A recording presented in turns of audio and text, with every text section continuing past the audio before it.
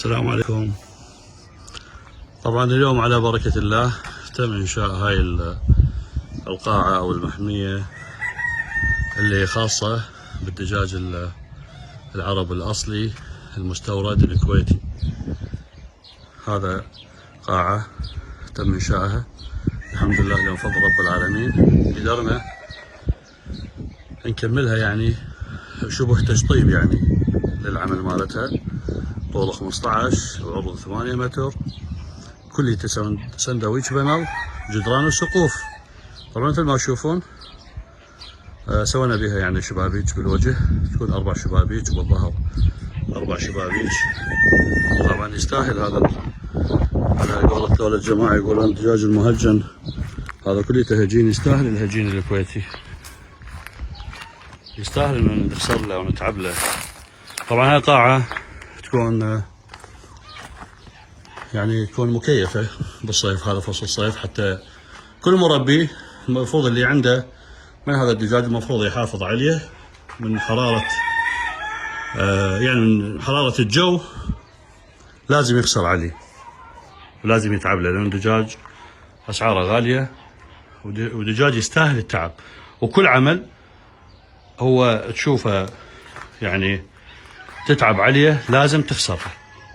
فهاي القاعة من الداخل. طبعا هذا من هنا العروض 8 امتار، هذا العروض يصير كليته تبريد صحراوي هذا من هنا، وهذا الداخل مالتها، وتصير عملية السحب من هذا الوجه الثاني اللي هو راح يصير به هنا الساحبات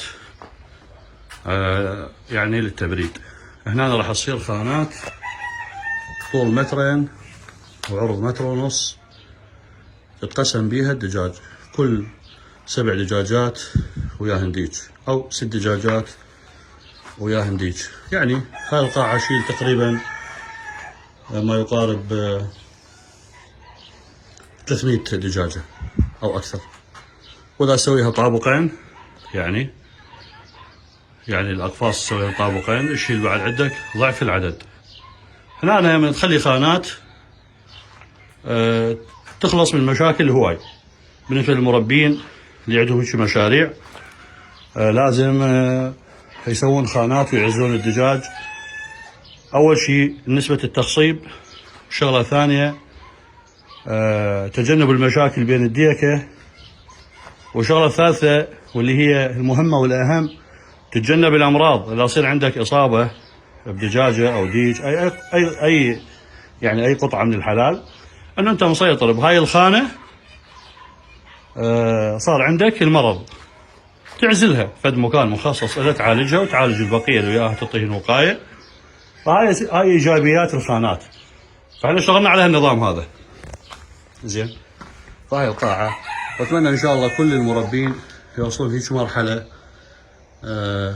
والإبداع بالعمل، وإن شاء الله أكو ناس أكيد يعني أفضل من عندنا بهذا الموضوع، لأن هذا ثروة حيوانية لازم واحد يتعب عليها ويشتغلها بالشيء الصحيح.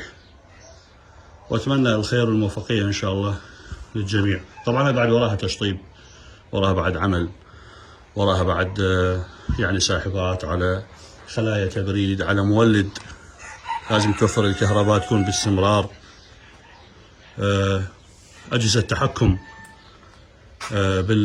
بالبرودة اللي تريدها أنت بالقاعة، لازم تنصب سنسرات تريد درجة الحرارة شقد تثبتها اوتوماتيك، ما لك علاقة أنت. فهذا العمل لازم يصير على أكمل وجه. طبعا بالمناسبة الحلال اللي عندنا هو استيراد الكويت، وحصرا من محصار العبدلي أبو عوض عن طريق الأخ جبار أبو سجاد من أهالي البصرة. فهذا الحلال اللي عندنا إن شاء الله، وراح نعرضه إن شاء الله بإذن الله بعد ما نكمل القاعة